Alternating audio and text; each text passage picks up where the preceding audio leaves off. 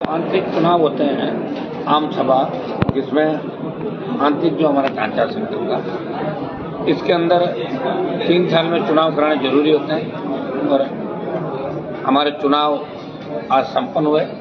आम सभा के मेंबर्स के अलावा राजस्थान के कोने कोने से आरएलपी परिवार, प्रमुख नेतागण, हमारे पूर्व विधायक, हम वर्तमान पालिका प्रधान, चेयरमैन, सब लोगों को हमने आमंत्रित किया। चुनाव के अंदर मुझे वापस राष्ट्रीय अध्यक्ष चुना गया पार्टी का। नगर चूरू और बीकानेर के नौजवानों की भावनाओं को देखते हुए बहुत बड़ी रैली और उस दिन पूरे प्रदेश में अलग अलग कार्यक्रमों का मेन हमारा फोकस रहेगा बीकानेर 29 अक्टूबर को। इस रैली का निर्णय भी सब लोगों को किया गया। बाकी जितने भी मुद्दे राजस्थान के अंदर चल रहे हैं वो हमारे आंदोलन, जिस तरह लगातार आंदोलन हमारे चल रहे, गैंगवार की घटनाएं जो राजस्थान में हुई, जिस तरह कुचामन के अंदर व्यापारी रमेश उलानिया की गोली मार कर हत्या कर दी, और जो क्रिमिनल इस बात की सुपारी जिन्होंने ली सोशल मीडिया पर डाला, हमारी कोशिश रहेगी कि राजस्थान सरकार, दिल्ली सरकार से बात करके इंटरपोल के माध्यम से उन सारे आरोपियों को जो आए दिन राजस्थान में व्यापारियों को परेशान कर रहे हैं, सीएम को लगातार राजस्थान में धमकियां मिल रही है, इससे बड़ा दुर्भाग्य नहीं हो सकता। तो गृह मंत्री यहाँ आ रहे हैं एसपी कलेक्टर कॉन्फ्रेंस को उद्घाटन करने। हमारा उनसे भी रहेगा कि आप लोग इस राजस्थान की कानून व्यवस्था सुधारें। वेंटिलेटर पे चलेगी राजस्थान की कानून व्यवस्था, भरोसा नहीं रहा किसी का। और जिस तरह कपासन के अंदर विधायक और विधायक के भाई ने सूरजमारी पे अटैक कराया, जिस तरह के हालात राजस्थान के अंदर बने, जिस तरह बीजेपी के एक विधायक को राजस्थान में सजा हुई और उपचुनाव हो रहा है, और जिस तरह विधायकों के, मंत्रियों के और उनके नजदीकी लोगों के नाम लगातार भ्रष्टाचार के अंदर आ रहे हैं, जिस तरह होटलों पे छापे पड़ रहे हैं राजस्थान के अंदर और उनमें वेश्यावृत्ति करते हुए युवतियां पकड़ी जाती हैं, और वो होटल व्यवसायी एक मंत्री के रिश्तेदार और एक एडिशनल डीजी राजस्थान सरकार में, उसकी उस होटल के अंदर पार्टनरशिप है जालौर जिले के अंदर। तो ये इस बात की ओर इंगित करता है कि राजस्थान बर्बादी के राह पे खड़ा, बर्बादी की ओर चला गया। कोकस मंत्रियों का, वरिष्ठ नेताओं का, माफिया का और गैंगस्टर गुंडे अपराधी का फोकस बन गया। आम आदमी का जीना राजस्थान के लिए मुश्किल हो गया। अभी जो ये क्राइम के आंकड़े आए थे एनसीआरबी के, उसके अंदर ये बताया कि राजस्थान रेप और गैंग रेप की घटनाओं के अंदर नंबर 1 पे आ गया देश के अंदर, लगातार नंबर 1 पे। दलितों पर अत्याचार, किसानों की आत्महत्याएं, नौजवानों की आत्महत्याएं, कोटा, जयपुर, सीकर के अंदर छात्रों की आत्महत्याएं इस बात की ओर इंगित करती है कि राजस्थान को एक मजबूत नेतृत्व की आवश्यकता है, मजबूत शासन करने वाले व्यक्ति की आवश्यकता है। भजन लाल जी जो हंसी के पात्र बन गए, जिनके नाम से शीघ्र चुटकुलों की किताब जारी होने वाली है, भजन लाल के चुटकुले, शीघ्र मार्केट के अंदर ऐसी अगर किताबें सीएम के नाम की आने लग जाए तो इससे आप अंदाज लगा सकते हो कि राजस्थान किस दिशा में हो जाए। वैसे आप आरएलपी की जो आगे की कार्यकारिणी है, जो जिला स्तर की कार्यकारिणी, उसको लेकर देखिए, हम आगामी प्रदेश अध्यक्ष को लेकर थोड़ा सा अभी मामला हमारे बैठ नहीं रहा है, कुछ लोगों से बात चल रही है और हम चाहते हैं प्रदेश अध्यक्ष ऐसा व्यक्ति बने जो आखिरी दम तक हमारे साथ रहे, क्योंकि जिस तरह छोड़ के कई लोग भागे थे, तैयार हमने किए और भागे दूसरी पार्टियों के अंदर। तो इन बातों का हमें विशेष रूप से ध्यान रखना है कि वातावरण खराब नहीं हो। और प्रदेश अध्यक्ष का नाम, बाकी नाम हमने करीब चिन्हित कर लिए। जिलाध्यक्ष हमारे करीब फाइनल हो गए 41 जिलों के, और हम एक बार जिलाध्यक्षों की और प्रदेश अध्यक्ष और पूरी टीम की घोषणा एक साथ करेंगे। बाकी फिर वो समन्वय स्थापित करके जिलाध्यक्ष, प्रदेश अध्यक्ष, दूसरे एक हम युवा मोर्चा के अध्यक्ष की घोषणा करेंगे, यूथ का अध्यक्ष होगा, एक हम नया स्टूडेंट विंग आरएलपी पार्टी ने आज घोषणा करी है जो अपने स्टूडेंट विंग राजस्थान के अंदर बनाएगी पहले, उसके बाद आवश्यकता पड़ती है दिल्ली और अन्य प्रांतों के अंदर भी स्टूडेंट विंग हमारी बहुत फॉलोवर है देश के अंदर, तो वहाँ भी काम करेगी। इसका नाम हम आजकल के अंदर रख देंगे स्टूडेंट विंग का, किस नाम से हम स्टूडेंट विंग का गठन करते हैं, ताकि आगामी शासक चुनाव भी जब भी हो तो मजबूती से राजस्थान में लड़ सके। एक हमारा महिला मोर्चा होगा जो दूसरे मोर्चे पहले हमारे थे, उसी हिसाब से और अन्य मोर्चे प्रपोज बना के हम जल्दी इसकी घोषणा इसी माह के अंदर करेंगे। और 29 की जो हमारी रैली होगी वो एक राजस्थान को नया संदेश देगी, और उस रैली से आपको लगेगा कि राजस्थान का जवान किसान क्या चाहता है। और रैली बड़ी ताकत के साथ नौजवान अपने अपने हिसाब से रैली बीकानेर के अंदर करने जा रहा है। पंचायत चुनाव आज की पार्टी मजबूती से राजस्थान में लड़ेगी। समान विचारधारा वाले दल जो कांग्रेस बीजेपी के खिलाफ है उनके साथ हमारे अलायंस भी हो सकते हैं राजस्थान में। सर, आरएलपी का जिस तरह से नया ढांचा खड़ा हो रहा है, क्या लग रहा है जब पहले जो लोग थे जो चले गए, अब रिफाइंड लोग जो बचे हैं, उसके साथ राजस्थान में किस तरीके की नई शुरुआत, और पूरे राजस्थान क्योंकि आगामी कई चुनाव आ रहे हैं, पंचायती राज है, नगर निकाय है, किस प्रकार की चुनौतियां देंगी आरएलपी? देखिए, आना जाना तो बना रहता है, तो कांग्रेस छोड़ के बीजेपी, बीजेपी छोड़ के कांग्रेस, बीजेपी छोड़ के हमारे पास है कांग्रेस, ये आना।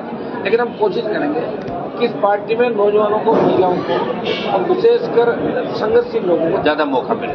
हम ये चाहेंगे छात्र राजनीति के लोगों को मौका मिले। हाँ, अगर कांग्रेस बीजेपी में कोई अच्छे नेता, उनको सम्मान नहीं मिल रहा तो कई लोग हमारी पार्टी ज्वाइन करना चाहते हैं, उनको भी हम ऐसे लोगों को निश्चित रूप से मौका देंगे जिनकी बेदाग छुपी हो, जिन पे करप्शन के आरोप नहीं लगे, जो कोई माफियाओं से नहीं मिला हो, ऐसे लोगों को हम निश्चित रूप से पार्टी में छोड़ेंगे। और रिफाइंड करने के बाद हमारी जो इस बार की कार्यकारिणी आएगी वो अच्छी कार्यकारिणी, जिसमें वकील भी होंगे, पत्रकार भी होंगे, कई तरह के लोग, अलग अलग तरीके के बड़े लोग होंगे, वो कार्यकारिणी के अंदर आप देख सकते हैं। एक सर, अभी जो उपचुनाव है उसमें आरएलपी की क्या भूमिका रह सकती है? जनता में चुनाव नहीं कर उम्मीद है जनता के उपचुनाव को लेकर एक बार हम बात करें। हमारा मकसद यही रहेगा कि कांग्रेस और भाजपा को रोकें वहां पर। तो जैसा बातचीत चल रही है आजकल के अंदर, उसका फैसला हम करेंगे कि अंता में हमारा निर्णय क्या होगा, क्योंकि आरएलपी का बहुत बड़ा वोट बैंक अंता के अंदर नहीं है। तो लेकिन हम ये चाहेंगे कि कांग्रेस रुके, भाजपा रुके और तीसरी ताकत अंता में खड़ी हो। इसको लेके हम तमाम जो दल है दूसरे कांग्रेस बीजेपी, उनसे बातचीत करके नया उम्मीदवार उतारने का प्रयास करेंगे। सर, नरेश मीणा भी आपकी तरफ उम्मीद की नजरों से देख रहे हैं, क्योंकि कांग्रेस ने तो उनको अलग थलग पटक दिया है, बीजेपी का वो साथ साथ। तो देवली उनियारा के अंदर उसको चुनाव लड़ना चाहता था, अगर लड़ लेता चुनाव जीत जाता। फिर भी मैंने सपोर्ट किया देवली उनियारा में नरेश का कि भाई नरेश को वोट दें सोशल मीडिया के माध्यम से, क्योंकि खेम सरकार चुनाव उस समय था, सोशल मीडिया के माध्यम से मैंने सपोर्ट किया। एक बार उनसे भी बात कर लें। सर, अंता के चुनाव में क्या नरेश मीणा आपके पार्टिसिपेट करना चाहेंगे? अभी तक कोई बात नहीं हुई, अभी कोई बात नहीं, बात करेंगे आजकल के अंदर। अभी तो फार्म भरने की 14 तारीख है लास्ट डेट। सर, आपने पिछले दिनों एसएमएस जाके घायलों से मुलाकात की, एसएमएस में कांड हो जाता है, उससे पहले अजमेर रोड पर कांड हो जाता है, अजमेर रोड। सरकार की व्यवस्था वेंटिलेटर पे, सीएम की मजाक उनके विधायक मंत्री और पूरे ब्यूरोक्रेट कमरों में बैठ के मुख्यमंत्री भजनलाल के वही रील सुनते हैं कि मैं बुराइयों के साथ हूँ, मैं रावण के पक्ष में हूँ, मैं टेलीफोन को रिसीवर लगा के मजाक, मोदी को श्रद्धांजलि। 25-30 उनके अलग बना रखा, वो कह रहे भजनलाल के चुटकुले, वही सुनते हैं और वो उसमें हंसते रहते हैं। पूरा प्रदेश सीएम पे हंस रहा है और दिल्ली वाले चूंकि इससे इनको नहीं हटा रहे कि दिल्ली में जिन लोगों ने इसको बनवाया अब वो अपनी बेइज्जती महसूस कर रहे हैं कि हटाने से पहले ही कहा था तुमने इसको क्यों बनाया, इसलिए वो चुपचाप बैठे। मुझे लग रहा है बिहार चुनाव के बाद भजनलाल को बदल देंगे राजस्थान के अंदर। कोई खुश नहीं है, न तो दिल्ली खुश है, न आमजन खुश है, न इनका खुद का समाज खुश है और न दूसरे समाज खुश है, न युवा खुश है, उन्हें राजस्थान ब्यूरोक्रेसी खुश है। चुनाव को लेकर वसुंधरा राजे और सीएम साथ में बैठे, तो उसको क्या कहना चाहेंगे? वो तो इसलिए आए ना भाई, वसुंधरा के इलाके का चुनाव है, तो ये वसुंधरा के गले में डालना चाहते हैं और वसुंधरा इनके गले में डाल के वसुंधरा जी क्यों चाहेगी चुनाव जीते? वो तो चाहेगी ना बीजेपी हारे, तभी तो उनका चांस बनेगा। और ये फिर आपस में बैठ कर एक दूसरे के यहाँ गले की फांस कैसे बने, इसलिए साथ वहाँ पर तो ऐसा कई मामलों में देखा गया कि आरएलपी ने विपक्ष की भूमिका निभाई, विधायक नहीं होने के बावजूद। तो जो विपक्ष की पार्टियां होती है वो आमतौर पर एकजुट होकर ही सत्ता के खिलाफ लड़ाई लड़ती है, तो यह कुछ मामलों में कांग्रेस थोड़ी अलग थलग दिखी। दिल्ली में लड़ी ना हमने लड़ाई, दिल्ली में इंडिया अलायंस के साथ ही हम वहाँ लड़ रहे। राजस्थान की कांग्रेस तो खुद गुटों में बटी, खुद ही एकजुट नहीं, हम कहाँ से होंगे उनके साथ, बताओ। अभी कुचामन करना तो कांग्रेसी नेता बैठे थे ना, मैं जब गया था धरना तो सारा।